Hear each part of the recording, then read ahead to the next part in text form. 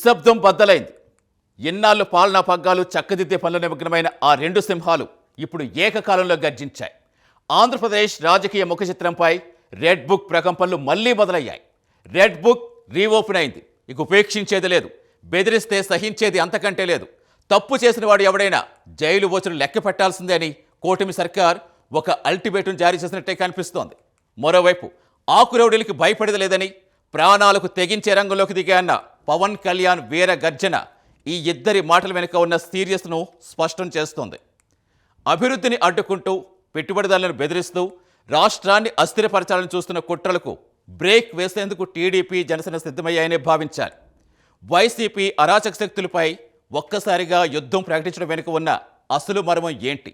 ఆ ఇద్దరు నేతల సవాళ్లు ఇప్పుడు తాడేపల్లి ప్యాలెస్లో వణుకు పుట్టిస్తున్నాయని అర్థమవుతుంది. రాబోయే రోజుల్లో ఏపీలో ఎలాంటి అరెస్టుల పర్వం సాగబోతోంది? అందుకు తగ్గట్టుగా ముహూర్తం ఖరారైందా? ఆ లిస్టులో పేర్లెవరివి? ఇక లెక్క సరిచేయాల్సిందే అన్న కూటమి శిబిరం ఎందుకు ఫిక్స్ అయింది?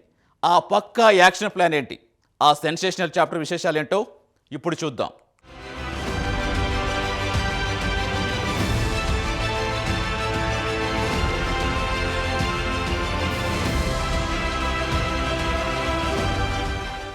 ఆంధ్రప్రదేశ్ రాజకీయాల్లో గత కొద్ది నెలలుగా కొనసాగుతున్న ఒక స్తబ్దతకు ఒక్కసారిగా తెరపడింది.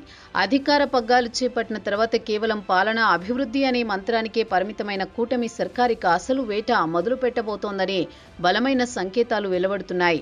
గత 5 ఏళ్ల వైసీపీ విధ్వంసాన్ని సరిదిద్దే క్రమంలో లోకేష్ ప్రదర్శించిన సంయమనం చేతగానితనం కాదని, అది రాబోయే పెను తుఫానుకు ముందున్న నిశ్శబ్దమని ఇప్పుడు స్పష్టమవుతోంది. రెడ్ బుక్ అనే పదం వింటేనే ప్రత్యర్థుల గుండెల్లో రైళ్లు పరిగెత్తేలా చేసిన యువనేత ఇప్పుడు నేరుగా ముహూర్తాల గురించి మాట్లాడడం రాజకీయ వర్గాల్లో ప్రకంపనలు సృష్టిస్తోంది. ఇది కేవలం ఒక హెచ్చరిక కాదు, ఉల్లంఘనలకు పాల్పడిన వారి అంత్యక్రియలకు సిద్ధం చేసిన కార్యాచరణగా భావించాల్సి ఉంటుంది.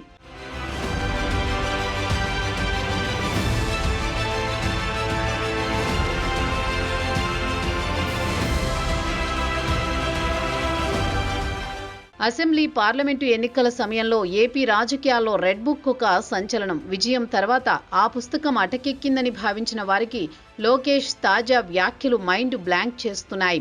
రెడ్ బుక్లో ఇప్పటి వరకు 3 పేజీలే పూర్తయ్యాయి, ఇంకా చాలా ఉన్నాయి అన్న మాటల్లోని లోతును గమనిస్తే రాబోయే రోజుల్లో అరెస్టుల పర్వం ఏ స్థాయిలో ఉండబోతోందో అర్థమవుతోంది.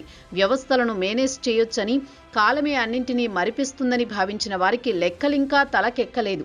ప్రతి అరాచకానికి, ప్రతి అక్రమ పోస్టింగ్ వెనుక ఉన్న ప్రతి ఒక్కరికి శిక్ష తప్పదనే లోకేష్ ఇచ్చిన సంకేతాలు ఇప్పుడు వైసీపీ శ్రేణుల్లో మునుపెన్నడూ లేని ఆందోళనను రేకెత్తిస్తున్నాయి.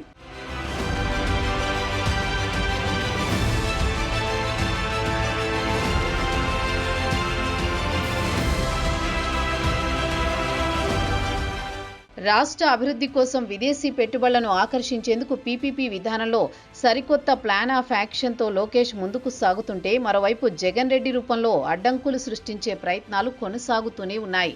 పెట్టుబడిదారులను సైతం జైల్లో పెడతామని బెదిరించే స్థాయికి మాజీ సీఎం దిగజారడం ఆయనలోని సైకోయిజాన్ని మరోసారి బయటపెట్టిందని విశ్లేషించాల్సి ఉంటుంది. అభివృద్ధిని అడ్డుకునే ఏ శక్తినైనా సరే ఇనుప పాదంతో తొక్కేయడానికి కూటమి ప్రభుత్వం సిద్ధమైందని లోకేష్ మాటలు తేటతెల్లం చేస్తున్నాయి. ఒకవైపు సంక్షేమం, మరోవైపు అభివృద్ధి పథంలో దూసుకుపోతుంటే దాన్ని అడ్డుకోవాలని చూసే విలన్ల ఆట కట్టించే సమయం ఆసన్నమైందని భావించాలి.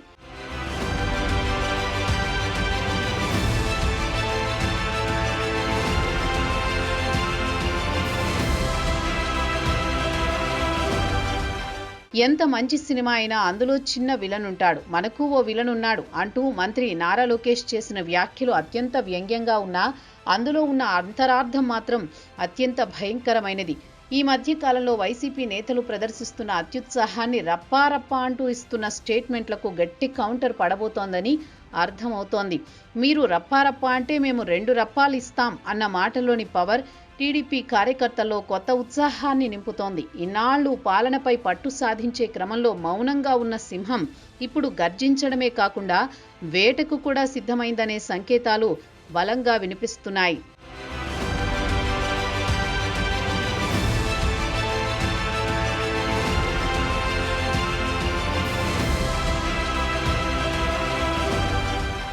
గత 5 ఏళ్లలో వైసీపీ అరాచకాలకు బలై అక్రమ కేసులతో వేధింపులకు గురైన టీడీపీ క్యాడర్ కూటమి గెలిచాక న్యాయం జరుగుతుందని 1000 కళ్లతో ఎదురు చూస్తోంది. రెడ్ బుక్ అమలు కావడం లేదని వాపోతున్న కార్యకర్తలకు లోకేష్ ప్రసంగం ఒక బూస్టర్ డోస్లా పనిచేసింది. ఎవరికి ఎప్పుడు ముహూర్తం పెట్టాలో నాకు బాగా తెలుసు అని ఆయన చెప్పడం వెనుక ఖచ్చితమైన సమాచారం, పక్కా వ్యూహమున్నట్టు స్పష్టమవుతోంది. ఇది కేవలం రాజకీయ ప్రతీకారం కాదు, చట్టాన్ని ఉల్లంఘించిన వారికిచ్చే శిక్ష అని లోకేష్ బల్లగుద్ది చెబుతున్నారు. ఇన్నాళ్లు వేచి చూసి ఓపికకు ఇప్పుడు ఫలితం దక్కబోతోందని కార్యకర్తలు సంబరపడుతున్నారు.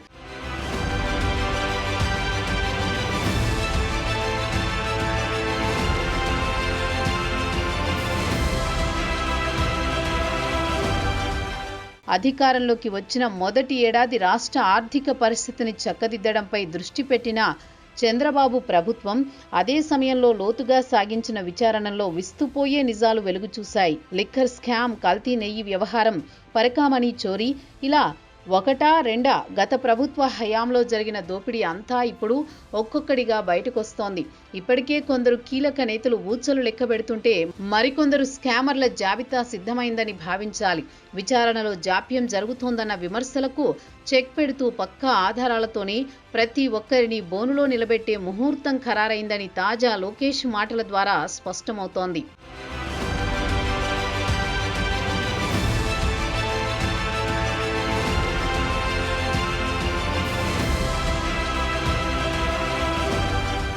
తండ్రి చంద్రబాబు నాయుడిని 53 రోజులు అక్రమంగా జైల్లో పెట్టి ఏం సాధించారు అని లోకేష్ అడిగిన ప్రశ్న నేరుగా జగన్ రెడ్డి అహంకారంపై దెబ్బగా భావించాలి. అరెస్టులు చేస్తే భయపడతామని అనుకోవడం వారి అమాయకత్వమేనని, టీడీపీని భూస్థాపితం చేస్తామని ప్రగల్భాలు పలికిన వారిప్పుడు ఎక్కడున్నారో చూసుకోవాలని ఆయన చేసిన విమర్శలు రాజకీయాల్లో హాట్ టాపిక్గా మారాయి.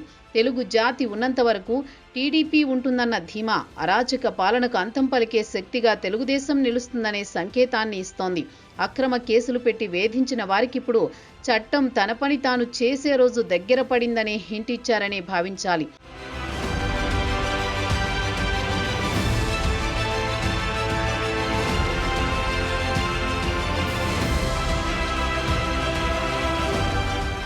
లోకేష్ నోట రెడ్ బుక్ ప్రకటన వెలువడగానే వైసీపీ శిబిరంలో ఒక రకమైన నిశ్శబ్దం అలుముకుంది.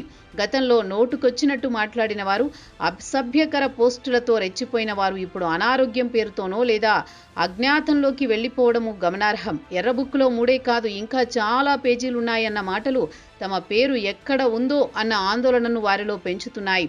ఇన్నాళ్లు మౌనంగా ఉన్న మంత్రి లోకేష్ ఒక్కసారిగా ఫైర్ అవ్వడం ప్రత్యర్థుల వ్యూహాలకు పాతర వేయడమే కాకుండా రాబోయే రోజుల్లో ఏపీ రాజకీయాల్లో పెనుమార్పులకు నాంది పలుకుతుందని విశ్లేషించాల్సి ఉంటుంది.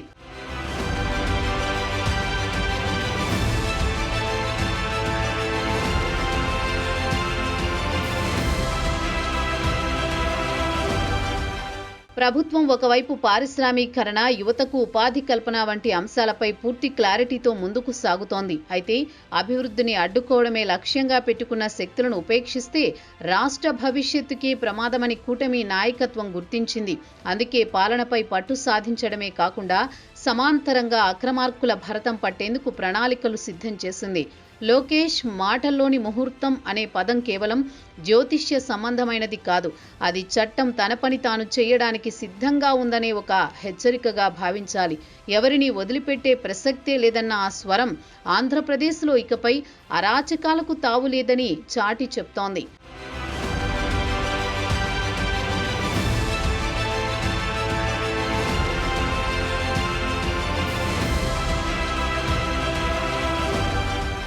లోకేష్ కేవలం బహిరంగ సభల్లో రాజకీయ విమర్శలు చేయడమే కాకుండా అధికారిక వేదికలను కూడా అరాచక శక్తుల ఏరివేతకు ఎలా ఉపయోగించుకుంటున్నారో గమనించాలి. కలెక్టర్ కాన్ఫరెన్సులో ఆయన చేసిన వ్యాఖ్యలు ఒక పరిపాలనాపరమైన హెచ్చరికగా భావించాల్సి ఉంటుంది.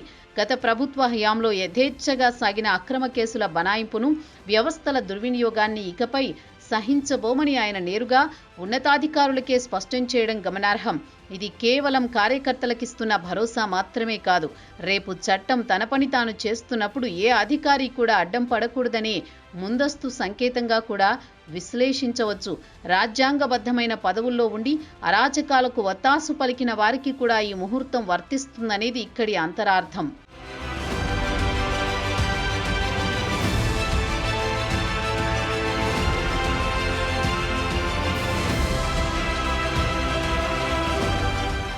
చాలా కాలంగా టీడీపీ శ్రేణుల్లో ఎదురవుతున్న ఒకే ఒక్క ప్రశ్న, అరెస్టుల విషయంలో జాప్యం ఎందుకు? దీనికి లోకేష్ చెప్పిన ముహూర్తం సమాధానం వెనుక ఒక లోతైన న్యాయపరమైన వ్యూహం దాగి ఉందన్నది కాదనలేని వాస్తవం.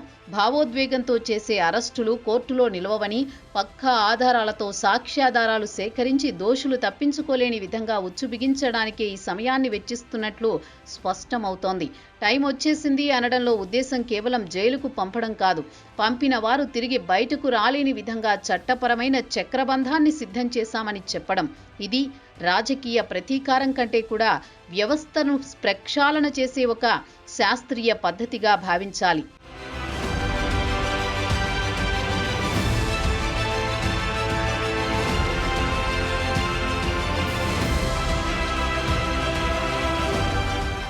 తెలుగు జాతి ఉన్నంత వరకు టీడీపీ ఉంటుంది అని లోకేష్ చేసిన వ్యాఖ్యలు ఒక పార్టీ ఉనికి గురించి చెప్పినవి మాత్రమే కాదు, అది ఒక జాతి ఆత్మ గౌరవంతో ముడిపడి ఉన్న అంశమని గుర్తు చేస్తున్నాయి. పార్టీని భూస్థాపితం చేస్తామని ప్రగల్భాలు పలికిన వారు కాలగర్భంలో కలిసిపోయినా పసుపు జెండా రెపరెపలాడడం వెనుక ఉన్న చారిత్రక సత్యాన్ని ఆయన గుర్తు చేశారు. ఒక సిద్ధాంతం బలంగా ఉన్నప్పుడు వ్యక్తిగత దాడులు లేదా అక్రమ అరెస్టులు దానిని ఏమీ చేయలేవని, ఇప్పుడు అదే సిద్ధాంతం అరాచకాన్ని అంతం చేయడానికి సిద్ధమైందని భావించాలి. వైసీపీ అగ్రనేతల బెదిరింపులకు భయపడే కాలం ముగిసిందని, ఇప్పుడు తెలుగు జాతి ఆశయాలకు అడ్డుపడే వారిని కాలమే కడిగివేస్తుందనే భావన ఈ మాటల్లో బలంగా కనిపిస్తోంది.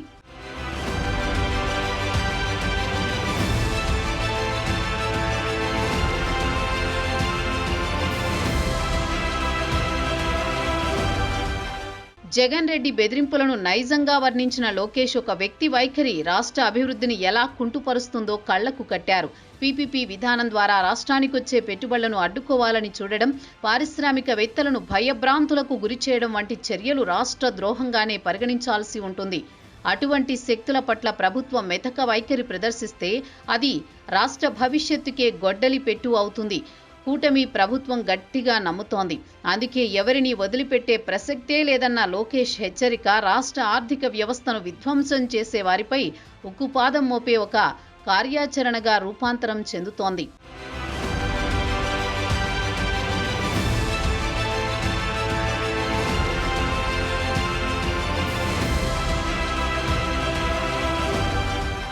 లోకేష్ ముహూర్తాల గర్జన ఒకవైపు రాష్ట్ర రాజకీయాలను హీటెక్కిస్తుంటే, తాజాగా పవన్ కళ్యాణ్ చేసిన వీరగర్జన వైసీపీ నేతల గుండెల్లో నిప్పులు పోస్తోందని విశ్లేషించాలి. అధికారంలో ఉన్నప్పుడే మీ బెదిరింపులకు భయపడని పవన్ ఇప్పుడు మీ ఆకు రౌడీలకు లొంగుతాడా అన్న ఆయన ప్రశ్నలో ఒక తెగింపు, ఒక ధిక్కారం స్పష్టంగా కనిపిస్తోంది. చంపేస్తాం, నరికేస్తామంటూ వీధి రౌడీల భాషలో మాట్లాడుతున్న వైసీపీ నేతల దిగజారుడు రాజకీయాలకిది అంతిమ గడియ అని భావించాల్సి ఉంటుంది.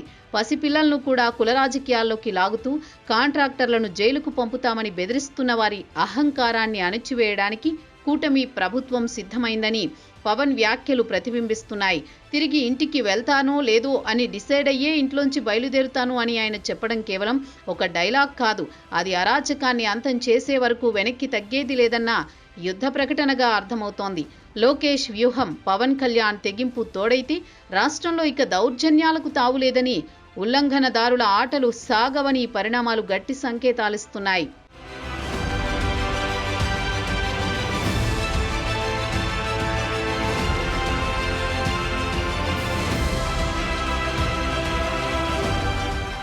మొత్తానికి ఇటు లోకేష్ ముహూర్తాల హెచ్చరిక, అటు పవన్ కళ్యాణ్ వీర గర్జన ఆంధ్రప్రదేశ్ రాజకీయాల్లో మునుపెన్నడూ లేని పెను ప్రకంపనలే సృష్టిస్తున్నాయి. అభివృద్ధి ఒక అజెండాగా, అరాచక శక్తుల అంతం మరో లక్ష్యంగా కూటమి సర్కార్ తన విశ్వరూపాన్ని చూపే సమయం ఆసన్నమైందని విశ్లేషించాలి. ఎవరికి ఎప్పుడు ముహూర్తం పెట్టాలో నాకు బాగా తెలుసు అన్న లోకేష్ మాటలు ఒకవైపు, తిరిగి ఇంటికి వెళతానో లేదో అనే తెగింపుతోనే బయలుదేరుతా అన్న పవన్ కళ్యాణ్ నిశ్చయం మరోవైపు వైసీపీ శిబిరంలో వణుకు పుట్టిస్తున్నాయి. ఇది కేవలం ఆరంభం మాత్రమే. క్లైమాక్స్లో అసలు విలన్ల పరిస్థితి ఏంటన్నది రాబోయే పక్కా యాక్షన్ ప్లాన్ డిసైడ్ చేయబోతోంది. రెడ్ బుక్ రీఓపెన్ అయ్యింది, దానికి జనసేనాని గళం జత కట్టింది. ఇక అసలు ఆట మొదలైందని భావించాలి.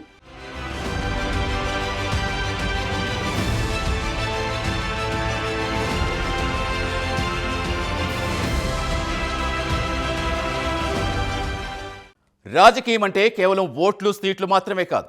అది ఒక జవాబుదారీతనం. అధికారం చేతిలో ఉంది కదా అని విర్రవీగినా, చట్టాన్ని చుట్టంలా మార్చుకోవాలని చూసినా కాలం ఎప్పుడూ ఒకేలా ఉండదు అనే నిత్య సత్యాన్ని ఇప్పుడు ఏపీ రాజకీయాలు ప్రపంచానికి చాటి చెబుతున్నాయి. లోకేష్ పెట్టిన ముహూర్తం కేవలం కొందరు వ్యక్తుల అరెస్టుల కోసం కాదు, అది అరాచక వ్యవస్థకు పాడే చరమగీతమని భావించాలి. రెడ్ బుక్లో ఒక్కో పేజీ తిరుగుతుంటే, ఆ పేజీల వెనుక దాగిన అక్రమాల పుట్టలు కదులుతుంటే, అవి ఇచ్చే సంకేతాలు భవిష్యత్ రాజకీయాలకు ఒక దిక్సూచిగా మారబోతున్నాయి. ఎన్నాళ్ళు రెడ్ బుక్ అమలుపై వినిపించిన సందేహాలకు లోకేష్ తాజా గర్జన ఒక క్లారిటీ ఇచ్చింది. మరి ఈ ముహూర్తం ఎవరి రాజకీయ జీవితాలు మలుపు తిప్పబోతోంది? రెడ్ బుక్లో తదుపరి పేజీల్లో దాగున్న ఆ బిగ్ షాట్స్ ఎవరు? లోకేష్ వేయబోయే ఆ నెక్స్ట్ స్టెప్ ఏపీ రాజకీయాల్లో ఎలాంటి ప్రకంపనలు సృష్టించబోతోంది? అరాచకం అంతమవ్వాలా? అభివృద్ధి గెలవాలా? ఈ ప్రశ్న తేలాలంటే అంతవరకు ప్రజలు వెయిట్ చేయాల్సిందే.